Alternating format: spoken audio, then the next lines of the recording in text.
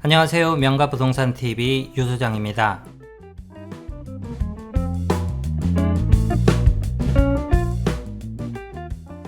농어촌 주택 비과세 특례에 대해서는 예전에도 영상을 한번 올린 적이 있었는데 조세특례 제한법이 개정이 되어 다시 한번 농어촌 주택 비과세 특례에 대해서 정리를 해서 영상을 올립니다. 현재 1세대 1주택 상태에서 농어촌 주택을 취득할 경우에라도 1세대 1주택 비과세 혜택을 받을 수 있다는 것을 여전히 모르시는 분들이 많습니다.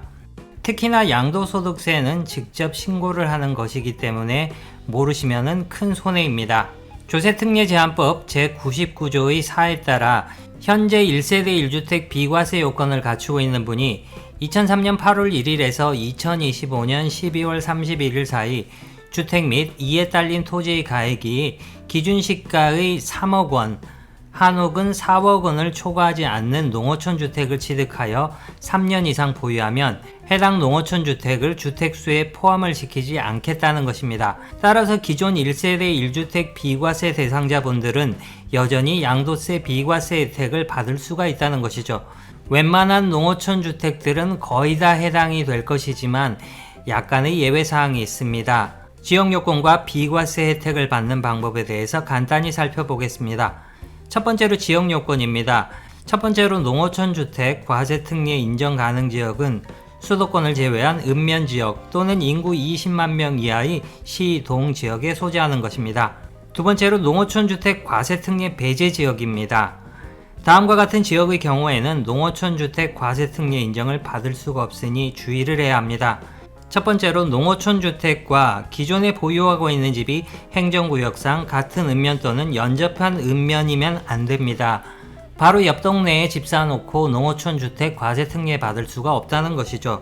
두 번째로 수도권 지역입니다. 다만 접경지역인 경기 연천과 인천, 옹진 등은 예외적으로 비과세 대상으로 인정을 받을 수가 있습니다. 세 번째가 좀 헷갈릴 수도 있습니다. 세 번째는 국토계획 및 이용에 관한 법률 제6조에 따른 도시지역입니다.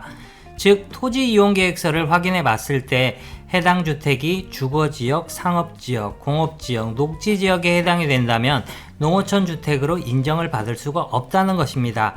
그러나 웬만한 농어촌 주택은 모두 비과세 혜택을 받을 수 있도록 하는 예외 조항이 있습니다. 그 내용은 다음과 같습니다. 국가균형발전특별법 제2조 9호에 따른 인구 감소 지역 중 부동산 가격 동향 등을 고려하여 대통령령으로 정하는 지역은 제외한다라고 규정하고 있습니다. 따라서 시골 지역의 대부분은 현재 인구 감소 지역에 해당이 되므로 다음 표를 살피셔서 구입하고자 하는 농어촌 주택이 해당 지역인지 확인해 보시기 바랍니다.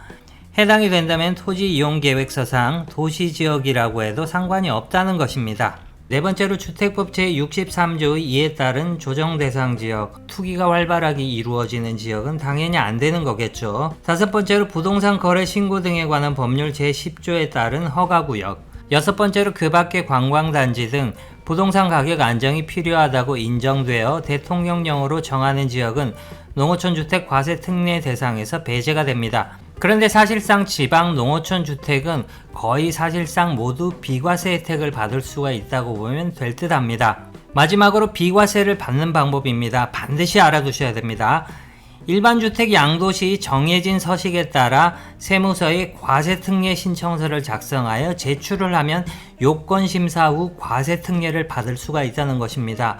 그래서 신청을 하지 않으면 비과세 혜택을 받을 수가 없기 때문에 반드시 이것은 알아두셔야 됩니다. 관련 서식은 조세특례 제한법 시행규칙 별지 제63호의 4서식을 참고하시기 바랍니다. 마지막으로 많이 하는 질문입니다.